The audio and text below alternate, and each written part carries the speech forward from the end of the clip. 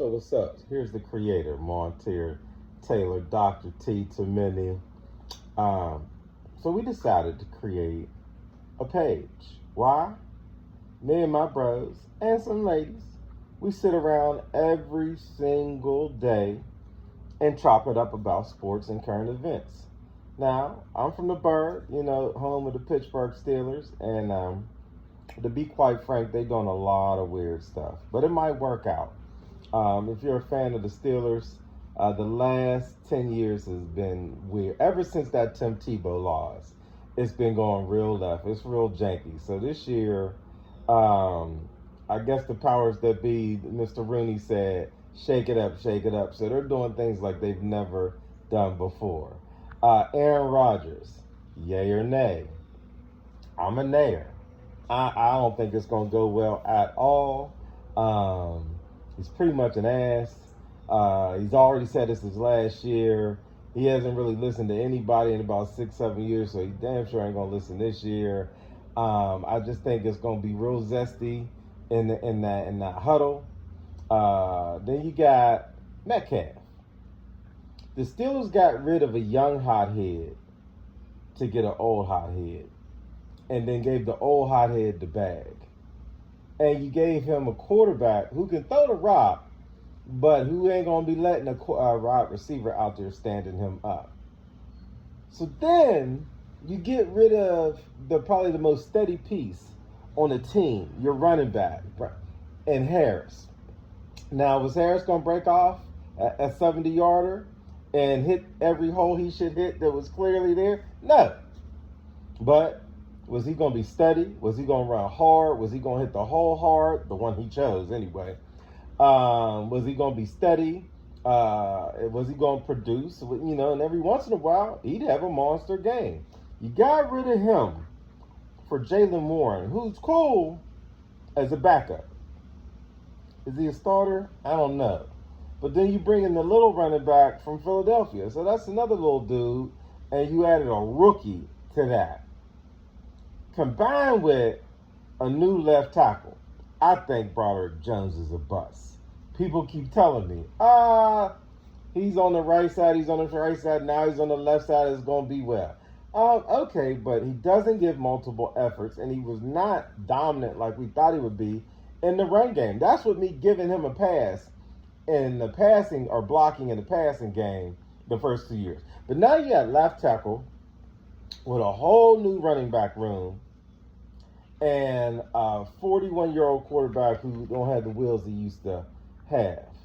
With all those missed blitz pickups from the running backs and Broderick whiffing and did not give an effort to get back to his man, I could see that being a recipe for complete disaster. Now, I think the Steelers do have the inside of that offensive line together, and the guy who was the number one pick last year, he comes back this year at right tackle. So there's a chance, Broderick, for that line to really be solid. But I think it's up to Broderick Jones.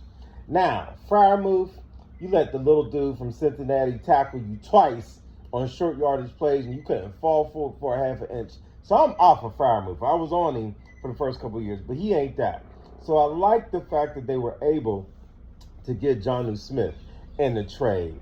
And then you got the little speedster Austin in the slot.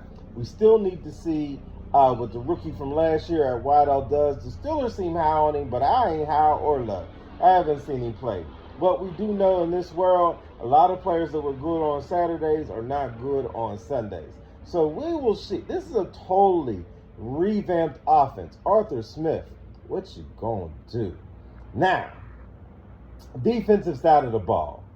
If they don't sign TJ, and I am on record with my bros, trading now. He's about to be 31. Last year was his least impactful season, and the brother's always hurt. But the Steelers probably ain't going to do that.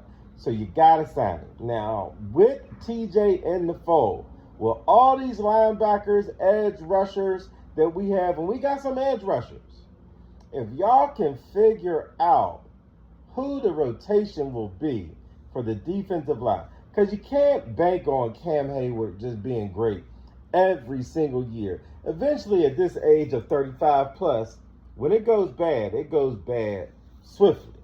Now, inside linebacker look like you might, if Holcomb comes back and can be a support for what they already have in there inside and what they signed, I think there's a chance for the linebacking crew inside and outside, along with the edge rushers, to really be solid. But I'm nervous about nose guard or nose tackle and the depth of the defensive line.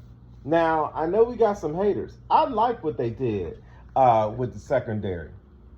Minka hadn't been Monday Night Minka in 2+ years. He actually approached bum status last year. So the people were like, oh my God, what are the Steelers doing? I think it was good that they did it. He almost had as many interceptions as I did last year, and I ain't in the league. So that should tell you, for what he was paying and what he was on that salary cap, nah, let him go. I think they did well. Now, the Slay pickup at that age for that money, we'll see. We'll see. He was productive for Philly last year, but let's see what we get out of him. Jalen Ramsey, would this have been better if it was 2019? Sure. But you got veteran presence. I think one of them will figure out how to play the slot. I like where they're at in the secondary. And then, we have arguably the best kicker in the game, or if not, top 3. So when you think about the Steelers, what's the record? Looking at the schedule, the last couple years, and I was real high on it coming into the season last year. When we had Justin and CR's husband, I was with it. I thought we were trending upwards, and we were 10-7. The year before, with little hands and the horrific pass game, 10-7. They actually made 10-7. Let Mitchy Biscuits get some starts. So I don't know what to make of the Steelers. I think it's really because they made some moves that are not typical. It's really boom or bust. So it's either going to be 11-5 or no. 6. It's going to be either 6-11 because Broderick Jones is going to get our quarterback killed, or one of those new running backs is going to get our quarterback killed because they didn't pick up the blitz, or somehow all these vets going to have one last push in them, and it's going to all come together, and the validation for Mike Tomlin may come to fruition, because 10 years without a playoff win, come on, bruh. Don't talk to me about ain't no losing seasons. If he got fired today, he have a job on Monday. No playoff wins in a decade, and you got some bad playoff losses. Like I said, I mentioned the Tim Tebow game. I still don't know how that happened. You lost to Blake Bortles Blake Bortles. He who beat you twice that year, which arguably was our best season, 2017. Still was supposed to, at minimum, make the AFC chip, let alone many thought that they had the best roster. That's sad. What's your team? What you feeling? Is you on these Steelers? Is you off these Steelers? I think it'll be an interesting season from the regard of they did things greatly different. Now, switching gears, I know it's not the NBA season, but there's been a lot of shaking and baking. I'm a New York Knicks fan. As the other hosts get on here, you'll hear from those people who are not Knicks fans, so I'll let them know. Now, mind you, the majority of my life, the Knicks have not been a good team. But we've had some good years here and there, and now we are a good team. I think we are in position to truly be in the NBA chip this June. The only thing I don't like Hart starting. I think he should come off the bench. I think we need a 3-and-D guy who just plays D at the 4 spot, isn't looking for shots. I think Hart's much more effective coming off the bench. When he's out there too much, he gets exposed offensively. So I'm a Knicks fan. I'm interested as we really get this page popping and hear where you're at. But I'm Knicks. Bing, bong. Do you hear me? Bing, bong. Let's go. But that talk will come right around Halloween. But I want to hear from them sorry Sixers fans. I want to hear from them delusional Lakers fans. I want to hear from them bandwagon jumping on. Now they probably about to jump off Boston Celtics fans. I want to hear from the 2, maybe 3 Cleveland Cavaliers. None of us believed that was going to go anywhere last year. There was zero faith here. Where did all those Team Heat fans? Yeah, y'all left with LeBron talking about you been a Miami Heat fans. Get out of here. You don't even know who Alonzo Mourning is. Out west, the West is tight. I like what the Denver Nuggets did. They got that bench together. OKC's OKC, and they young and they seem to like and dig each other. I think they're only going to grow together. Houston Rockets, you have my attention. You have my attention. But the team to pay attention to, maybe not for this year as far as the chip, but the management seems to have a plan in place, and I like what they did even yesterday. Remember this name, Utah Jazz. Not sexy, not cute, not a lot of fans out there, at least that I know of. Utah Jazz. If I was to call it right now, I'm going to go out on a limb and say the Houston Rockets meet the New York Knicks in the NBA chip. I know a lot of y'all going to be like, man, I got here. I'm telling you, Knicks is going to beat it. It's just a matter of who they're going to see. So then, we're going to talk Penguins. We know a little bit about the Penguins. Man, for the first time ever in life, we suck. But let's see what we do. And then, we got our Pittsburgh Pirates. Yeah, I'm talking Pittsburgh stuff because I'm from Pittsburgh, but we don't want to limit this page to just Pittsburgh.